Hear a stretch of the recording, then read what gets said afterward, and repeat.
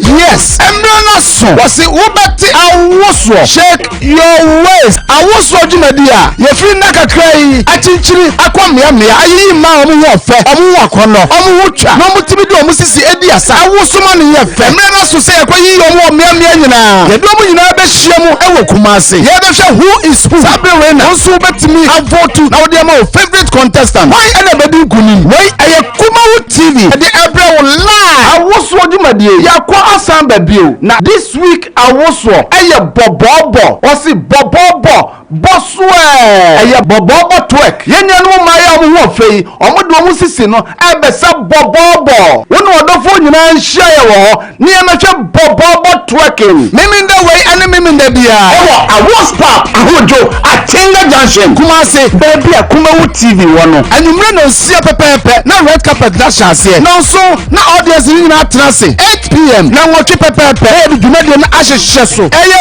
free ɛno ti wonu abusuafo nyina momra na moma support mo favorite contestant bobode asa wo vote for Google Play Store download Kumawu multimedia anase bo Awuso keke na follow instructions no na vote ma o favorite contestant wey ɛyɛ Wobati Awuso was Shake Your Waist sponsored by Wobati Agombia capsule supported by Sam Dakus Initiative Immense Creation and a PSA collection was Wobati Awuso Shake Your Waist Abaye butu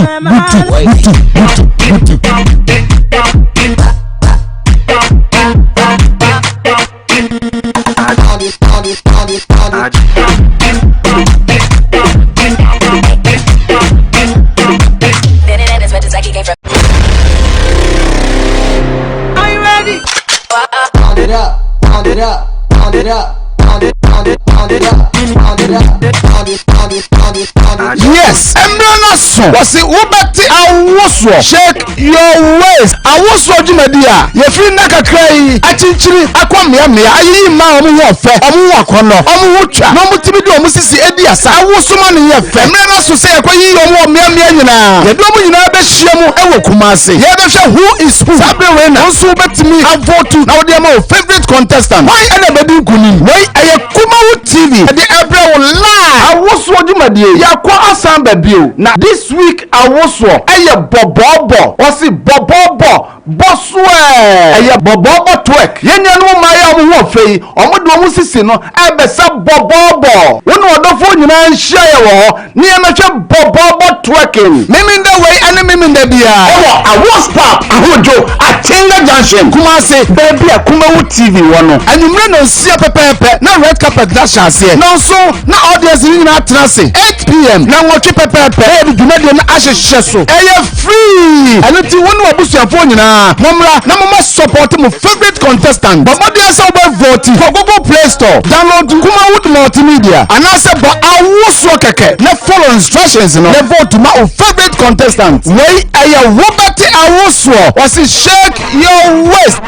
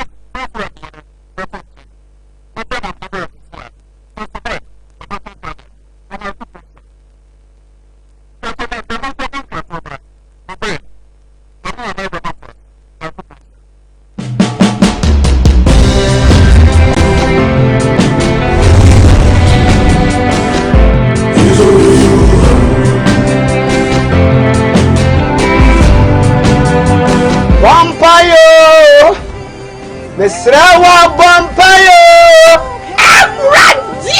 Yawanema Bangazi, Yawanema Bangazi. See your bay, na me femuta.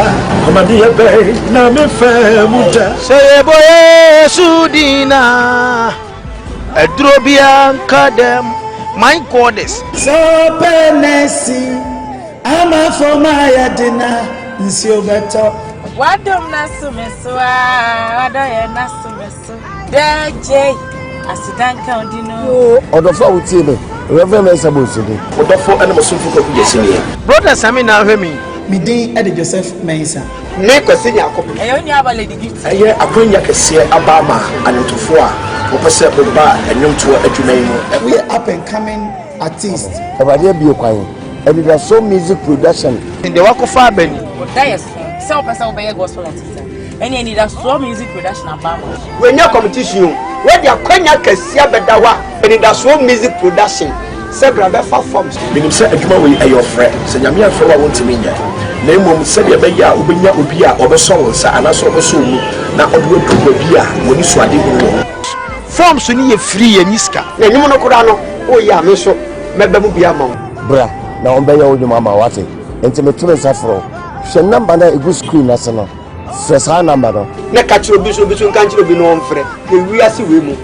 Be a sequa. What were you?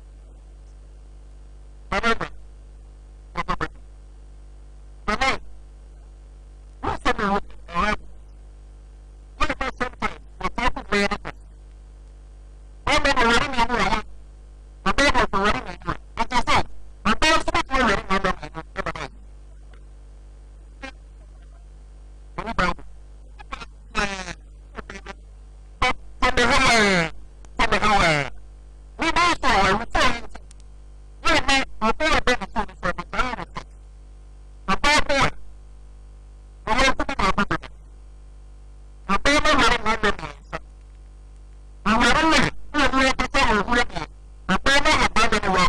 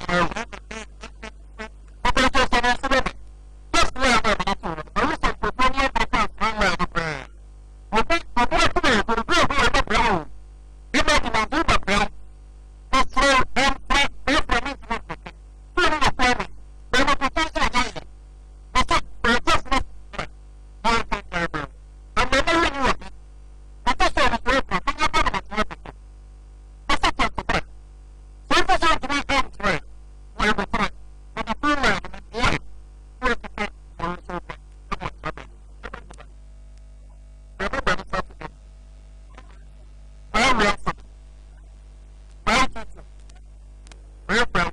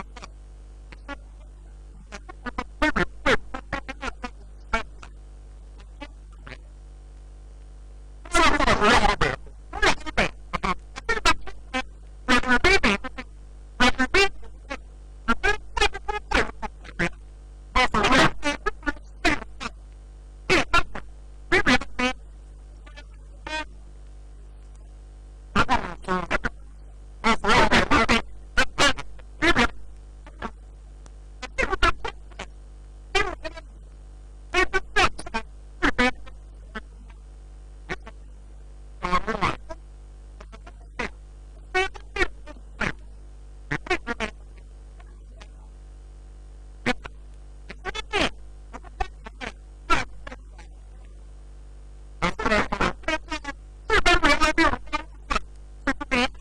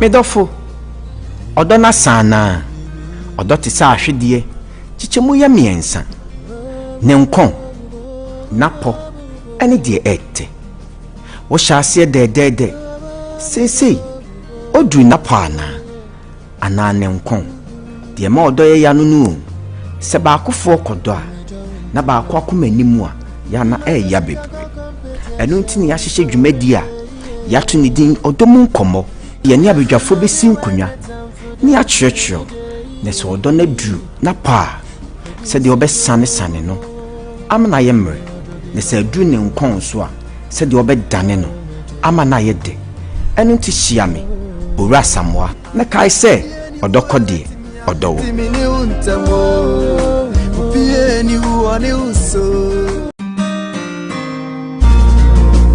medɔfo ɔdɔ no asaanaa ɔdɔ te sɛ ahwedeɛ kyekyɛ mu yɛ mmiɛnsa ne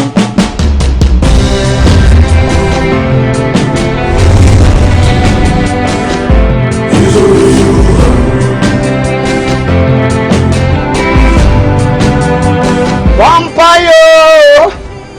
Mesrawa vampire! Yawa ne ma bankase, yawa ne ma bankase. Si yo kube na me fe buta, amadi ebe na me fe buta. Say boy Sudina, a drobian kadem, my goddess. So penesi, ama for my adina, nsio beto. Wadom nasumeso, wadoye nasumeso. DJ, asidanka odino. Odofo wutie be, Reverend Mesa Bosidi. Odofo ana masumfu ko kujesinia. Brother Sami na hwemi. Mi din Ede Joseph Mensa.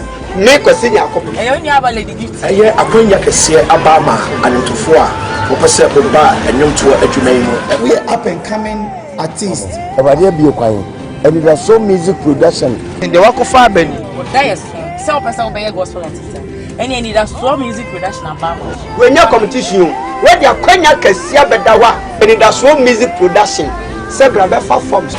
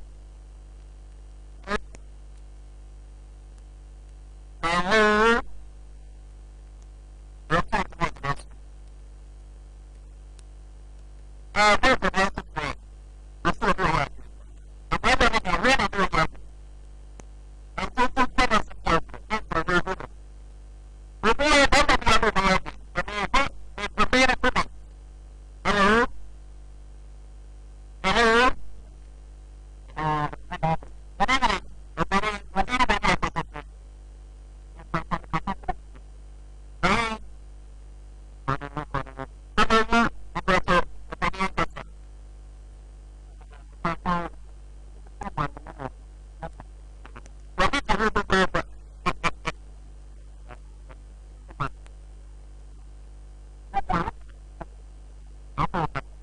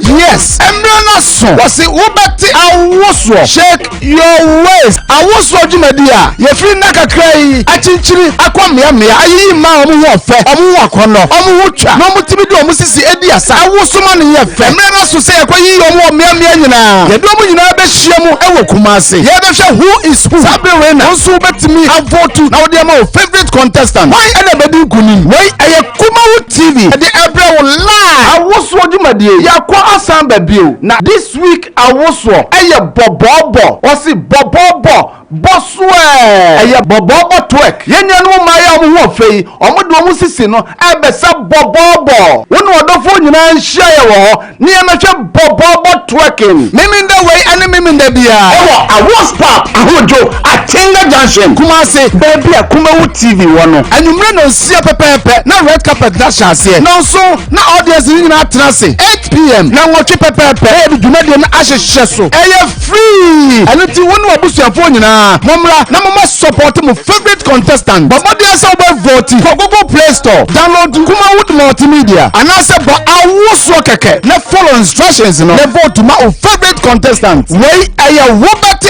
awuso wasi shake your waist sponsored by Wobati Agombia capsule supported by Sam Dakus Initiative Immense Creation and a PSC